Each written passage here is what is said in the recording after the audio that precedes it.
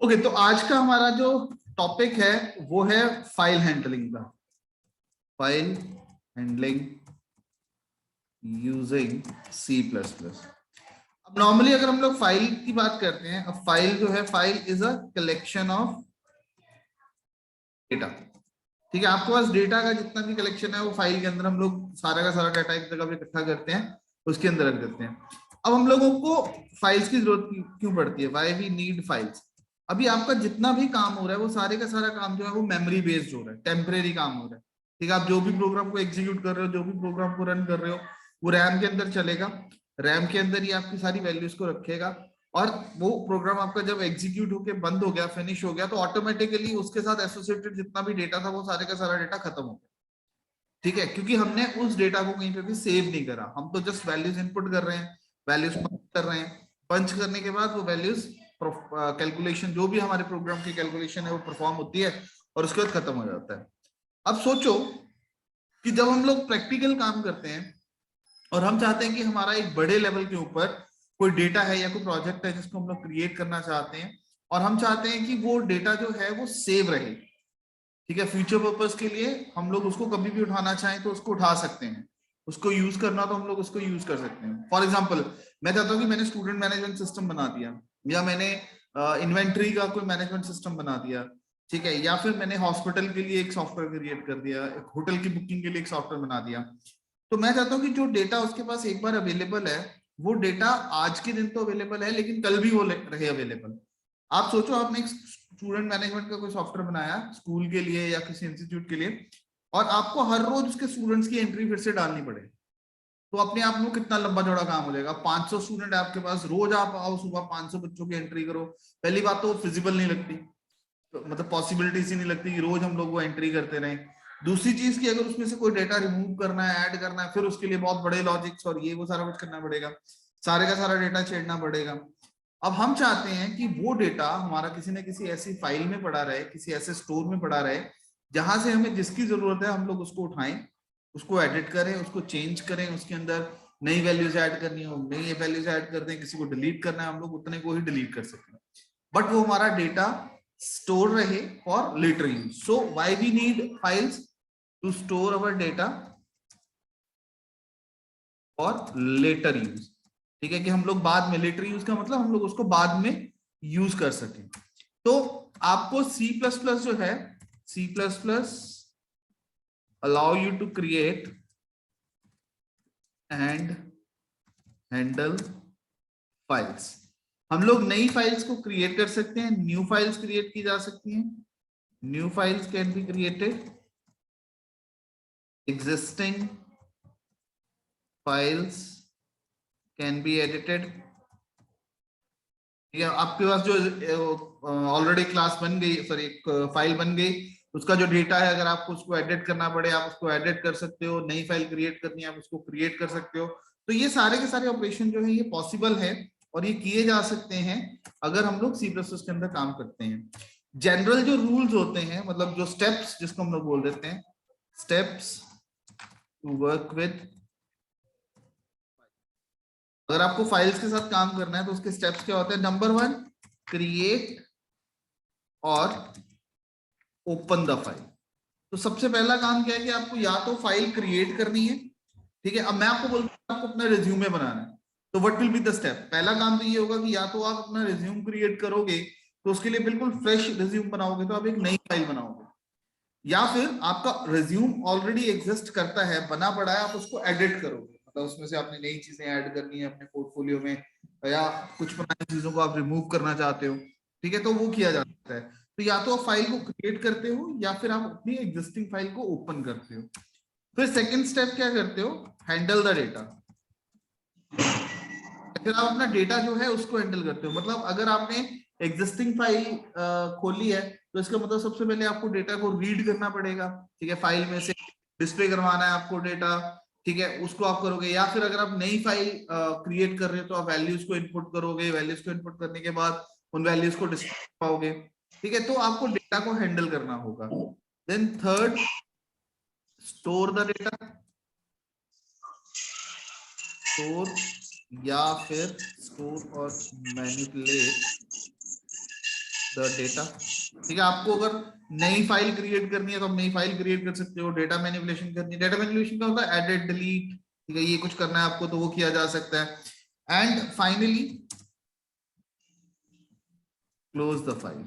आपका जब सारा काम हो गया, आपने अपना जितना भी काम करना था, आपने कुछ नई डेटा ऐड करने थे, नए कंटेंट ऐड करने थे, वो करने के बाद अब आपको उस फाइल को क्लोज करना होगा। तो these are the 4 basic steps. ठीक है, यहाँ से हैंडल द डेटा या स्टोर और मैनिपुलेट द डेटा, इसको आप ये भी कर सकते हो कि read and write the data. Read write, ठीक है, रीड और राइट वाले ऑपरेशंस आपको परफॉर्म करने, तो रीड एंड राइट वाले फाइल ऑपरेशन परफॉर्म कर सकते हो। और फाइनली आपको अपना डेटा जो है, अपनी फाइल को जो है वो क्लोज करना होगा, ताकि आप अपनी फाइल का जो डेटा है वो परमानेंटली स्टोर कर सको लंबे टाइम के लिए, और उसको बाद में यूज किया जा सके। अब C++ के अंदर हमारे पास जो हेडर फाइल है, या जो सबसे ऊपर हम लोग एक वर्ड यूज करते हैं इसके अंदर, stream. Stream stream is basically flow of, normally stream को हम लोग बोलते हैं फ्लो ऑफ वाटर। ठीक है, इसमें होता है फ्लो ऑफ डेटा। ठीक, तो सबसे ऊपर जो आपके काम करती है वो है आईओएस।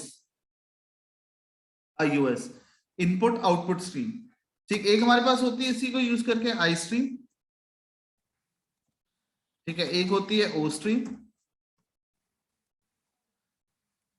ठीक, ios, IO stream, I stream, O stream.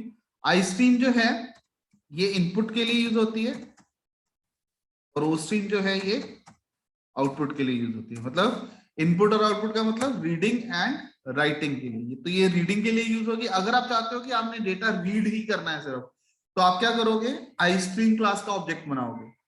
और अगर आपको लगता है कि आपको डेटा राइट ही करना है सिर्फ, तो आप ओ स्ट्रीम क्लास का ऑब्जेक्ट बनाओगे। अगर आपको दोनों काम करने हैं तो आपके पास है एफ स्ट्रीम। ठीक है, ये रीड एंड राइट इन दोनों कामों को परफॉर्म करेगा। इसका मतलब टॉप लेवल पे हमारे पास हो गई क्लास आईओएस। आईओएस को यूज करके हमने 2 क्लासेस ड्राइव कर ली, मतलब जो आईओएस से 2 क्लासेस फर्दर ड्राइव हुई है वो है I stream and O stream. I stream सिर्फ इनपुट के लिए है, ओ स्ट्रीम सिर्फ आउटपुट के लिए। और आई स्ट्रीम और ओ स्ट्रीम को यूज करके हमारे पास एक क्लास है एफ स्ट्रीम। और भी क्लासेस हैं इसके अंदर, लेकिन मैं जो मोस्ट कॉमनली यूज होने वाली क्लासेस हैं वो बता रहा हूँ। इस क्लास के ऑब्जेक्ट के साथ हम लोग डेटा को रीड कर सकते हैं और डेटा को राइट कर सकते हैं। ठीक है, तो ये आपका स्ट्रक्चर रहेगा, जिस स्ट्रक्चर को आपको फॉलो करना है। अब हम लोग पहले स्टेप की तरफ चलते हैं, स्टेप नंबर 1। हम बात करते हैं create and open a file की। अब सबसे पहले क्या करना है, हमें फाइल को ओपन करना है। तो वी नीड अ ऑब्जेक्ट। आपको एफ स्ट्रीम का ऑब्जेक्ट बनाना है, एक फाइल पॉइंटर। फाइल पॉइंटर बोल दीजिए इसको, फाइल हैंडलर बोल दीजिए, कुछ भी। ठीक है, जो कि आपकी फाइल को रेफर करेगा। तो एफ स्ट्रीम का आपको ऑब्जेक्ट बनाना है। अब क्योंकि हम लोग ऑब्जेक्ट ओरिएंटेड प्रोग्रामिंग के साथ काम कर रहे हैं, तो ऑब्जेक्ट के थ्रू क्लास के सारे मेथड विद डॉट रिट्रीव किए जाते हैं। तो अब यहाँ पे क्या करोगे, इसके लिए फंक्शन यूज होता है fp डॉट ओपन। ठीक है, यहाँ पे फाइल का नेम, ठीक है, फिर उसका मोड, किस मोड में आप ओपन करना चाहते हैं। ठीक है, तो ये मेथड है, जिस मेथड के साथ this it will open file with given name and given mode। ठीक है, अब इसके नेम जो है, name can be any name, कुछ भी हो सकता है। लेकिन जो आपके पास मोड है, मोड 3 तरह के मोड है आपके पास, iOS in, iOS out and iOS app। ठीक है, जो iOS इन है ये इनपुट मोड है, इनपुट के लिए।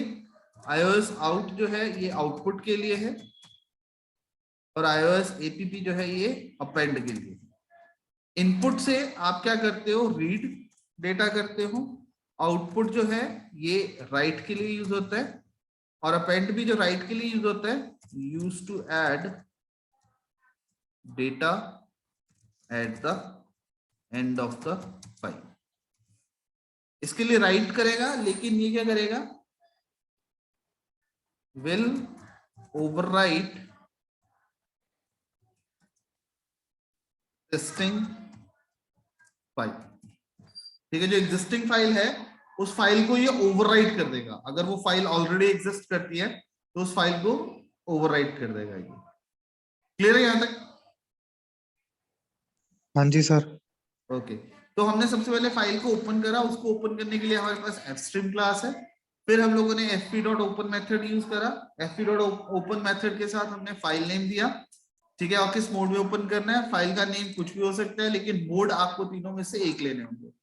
अब in any case if the function fails to open the file, then it will return null, otherwise will return the reference of a file। ठीक है, अगर तो कोई भी रीजन हुआ, वो फाइल एग्जिस्ट नहीं करती, वो फाइल लोड करते वक्त ऑपरेटिंग सिस्टम में कोई प्रॉब्लम आ गई, प्रोग्राम ने उसको रीड कर पाया, कोई भी एक ऐसा रीजन जिस रीजन से आपकी वो फाइल रीड नहीं हो पाएगी, उसके लिए आपका ये जो मेथड है ये नल रिटर्न कर देगा।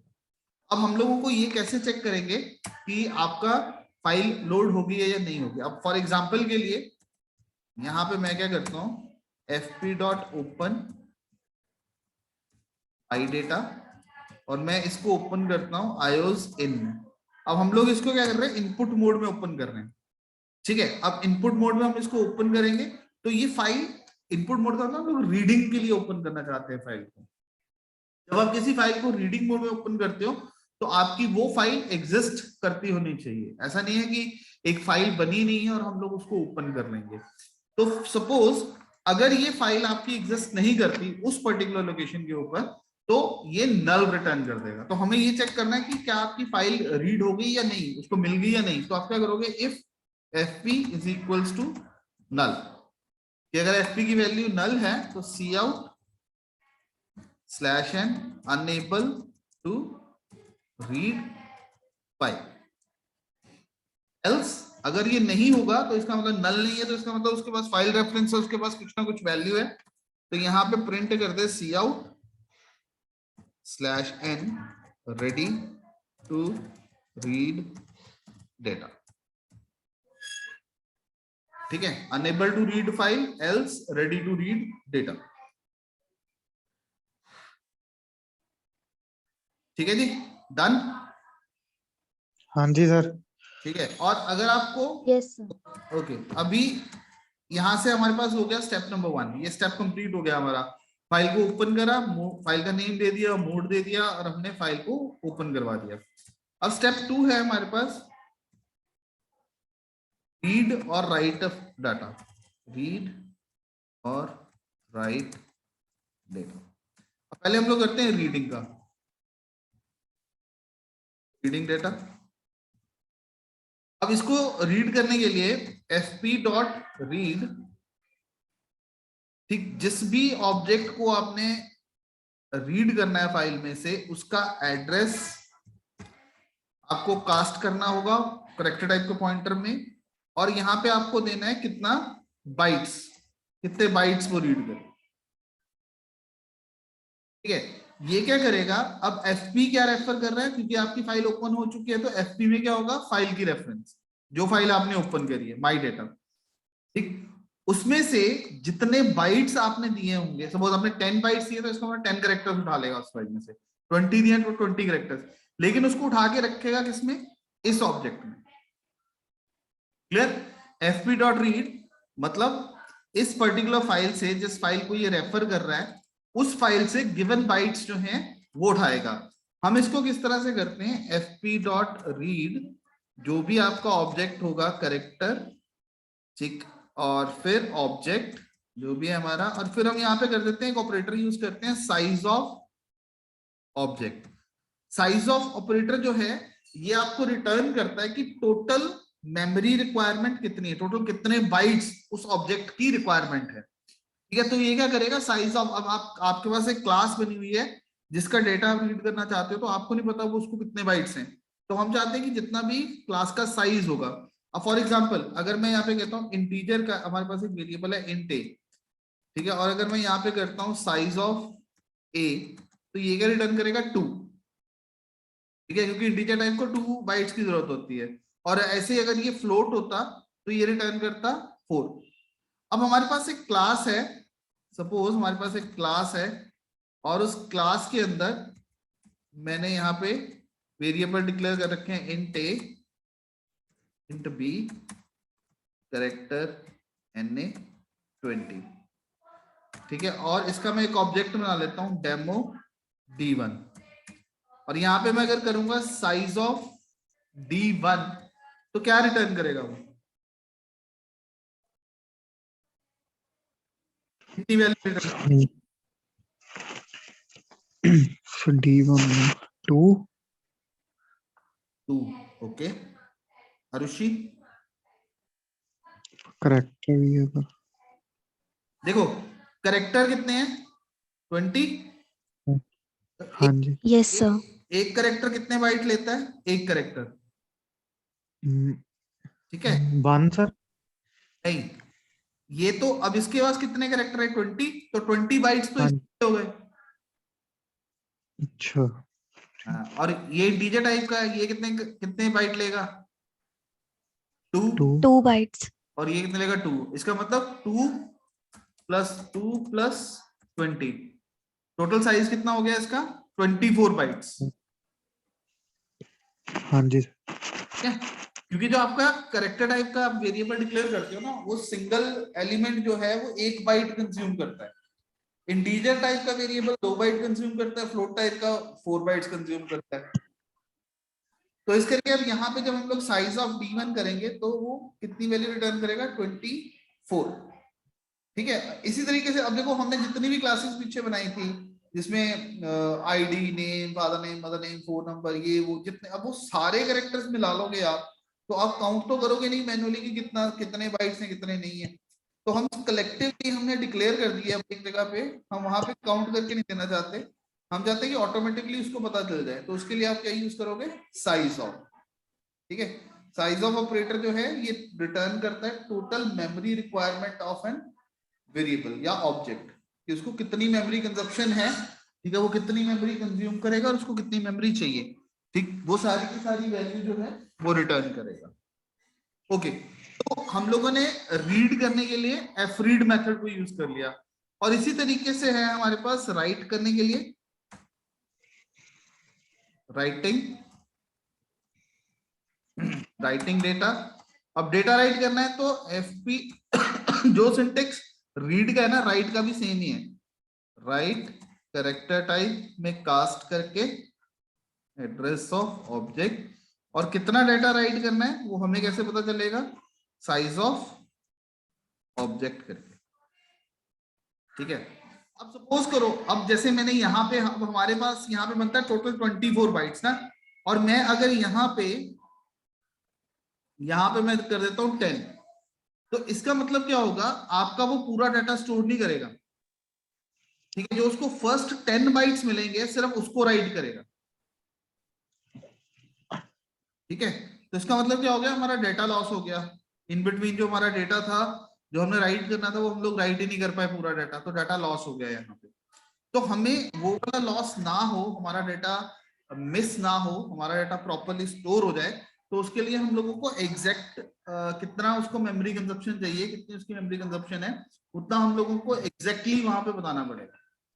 ठीक है, तो उसको बताने के लिए हम लोगों को साइज ऑफ को यूज करना है। क्लियर हो गया साइज ऑफ का पर्पस? हाँ यस जी सर। सर। ओके, तो ये 2 मेथड है आपके पास, राइट एंड रीड, जिसके थ्रू हम लोग राइट एंड रीड करेंगे। एंड लास्ट स्टेप 3 में आपको फाइल को क्लोज कर देना है, तो उसके लिए fp.close क्या कर देगा, विल क्लोज द फाइल, ये फाइल को क्लोज कर देगा। तो दीज आर द स्टेप्स, जिन स्टेप्स के थ्रू आप ये वाला स्टेप चाहे मर्ज कर लो बीच, मैंने इन दोनों को इकट्ठा कर दिया, रीड एंड राइट को। ठीक है, तो ये 3 स्टेप बेसिकली बने जिनकी हेल्प के साथ हम लोग फाइल हैंडलिंग का काम करते हैं।